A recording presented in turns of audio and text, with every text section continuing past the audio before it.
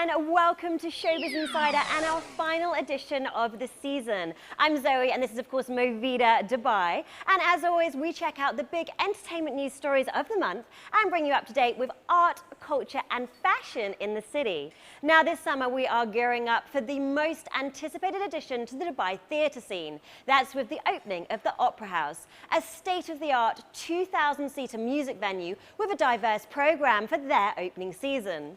We talked to Jasper Hope, Chief Executive of Dubai Opera, for the details.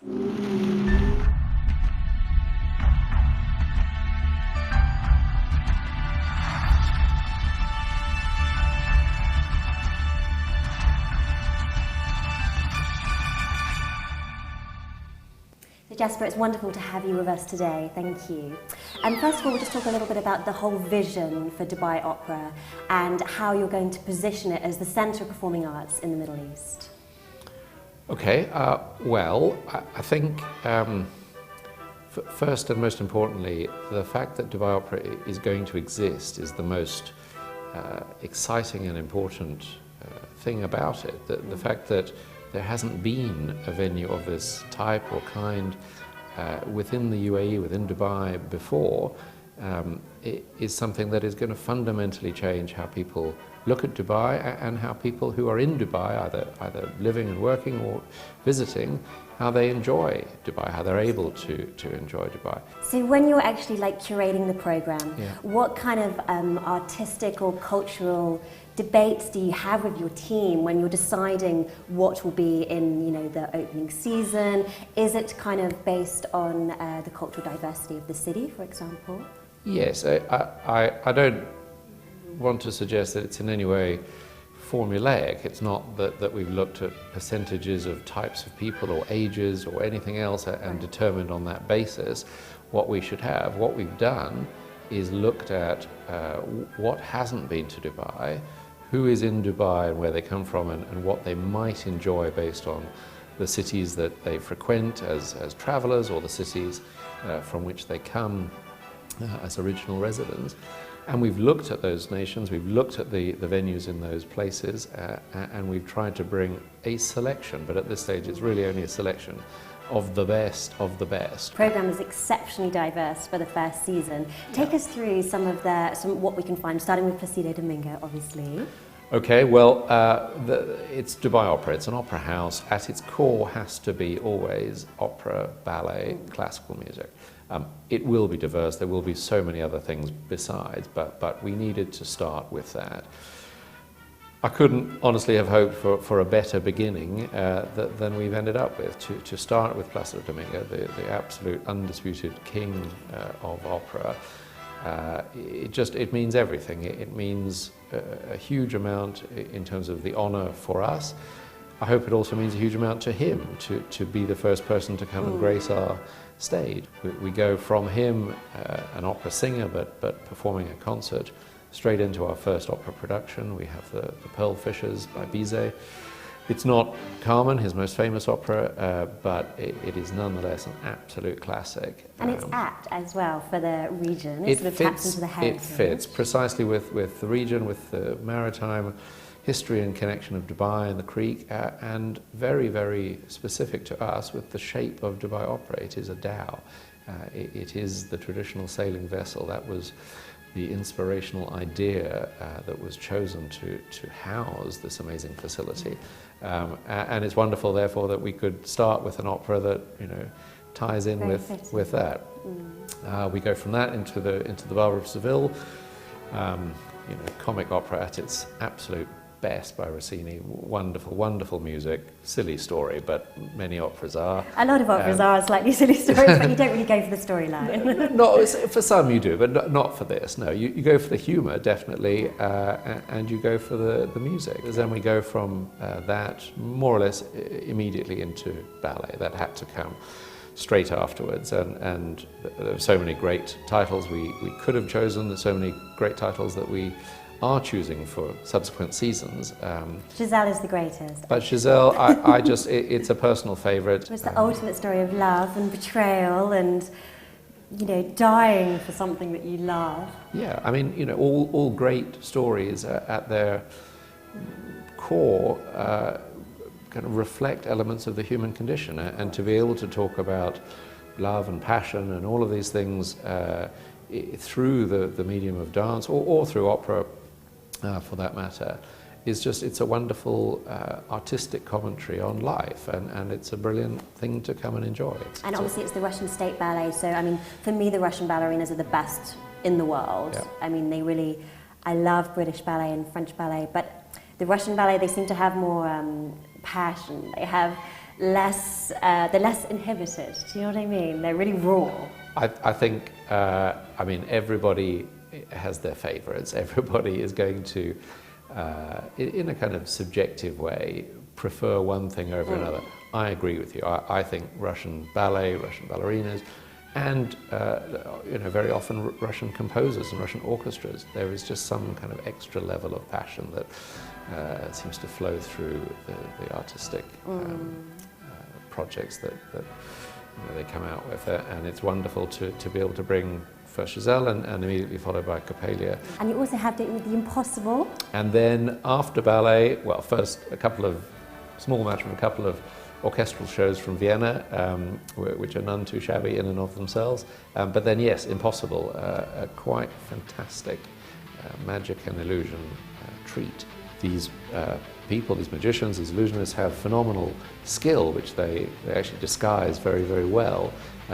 But they make people believe. They make them, their jaws drop and their eyes open, and they, like with ballet and opera, that they allow a sense of wonder to be created. Magical realism. And yeah, it really is. It's, they're all extremely skilled in completely different ways, but making an audience gasp, making an audience sit back and think, wow, this is what I came for. I've had a brilliant night because I have been entertained and enthralled by somebody's performance. It is to be that enthralled on that journey with them where you don't know where you're going to end up. It's so exciting. Talking big shows, you just had a very exciting announcement.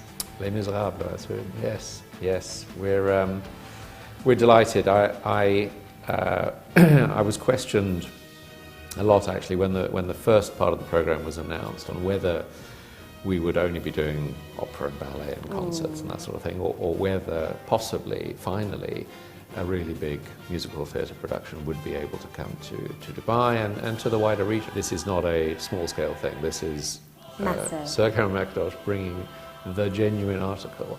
So he dreamed a dream from Les Mis itself, and there it was. and here we go. Talking about the actual space and the artists, what do you think how important is the relationship between the artists, between the performers, and the space that they're in? How does it affect you've seen every production, I would imagine, under the sun. How does it affect their actual performance and what they give to the audience?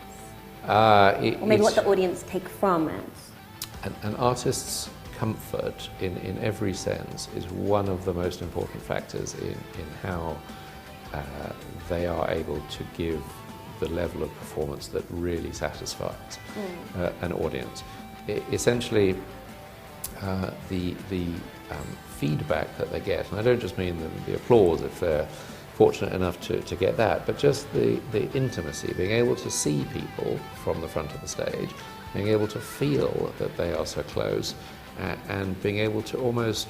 It's an emotional exchange. Yeah, it's like a sort of mirror. They're able to project out and also receive back the projection from the audience, that they are captivated by the performance that they're enjoying.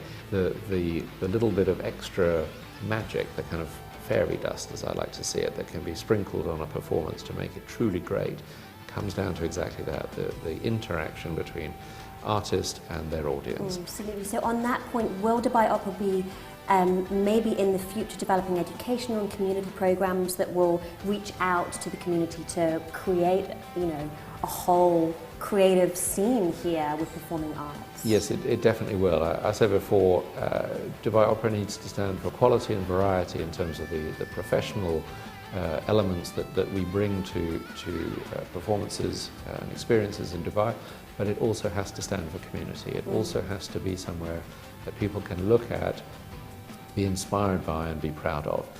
In an educational sense, that means getting young people onto our stage. It means getting young people into the building. People like me, I never actually had the talent to stand up and sing or dance on stage, but I've enjoyed a wonderful career so far behind the stage. Talking creative journeys, yeah. What was your journey into the arts? I mean, we know, you know, Royal Albert Hall, yeah. And obviously now you're over here. What was your personal journey into the arts? I had no talent actually performing, but I've had a very close association with music and entertainment my whole life. My younger brother, is a professional violinist. My father is an author, and my mother is an agent, an artist agent. So I've always had much choice, really. Well, I've always had music and the arts around me, and I'm extremely lucky to have done so. Let's talk a little bit about the building. We can see outside the window. Let's talk about the progress so far and its architectural design features. Yeah, so it's the shape of a dhow on the outside. It is a glass outer hull, but a wooden inner hull. Wood is extremely important for acoustic reasons, right. First and foremost, but also to provide that additional link with a dhow, with an original sailing vessel. And between the two, and all through the interiors and the finishes within Dubai Opera, there are nautical and maritime themes continued.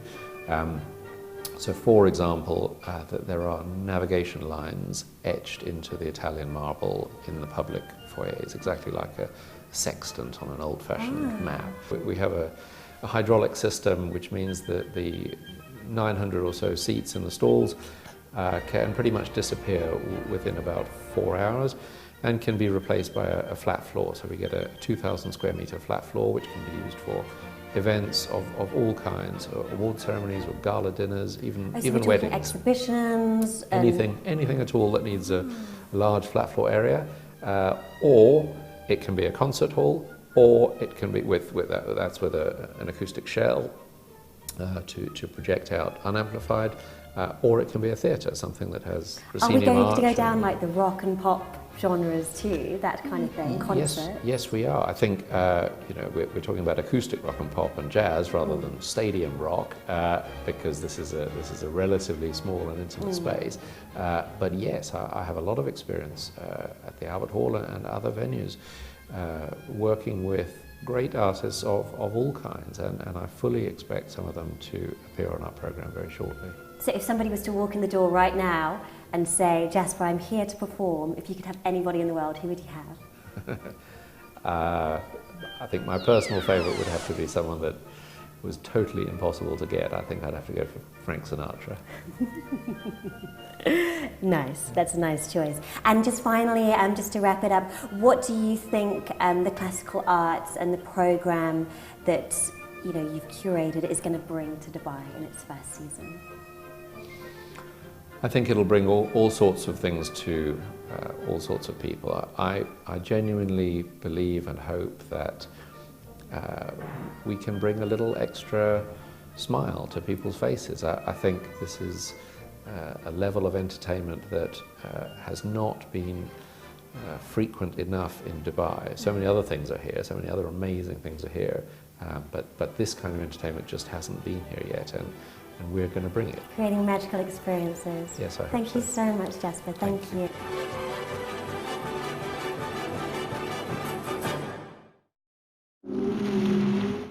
I literally cannot wait for the opening of Dubai Opera, bringing international artists to the city. Next up, we've got fashion art, that's top trends and the new faces in Arab fashion design.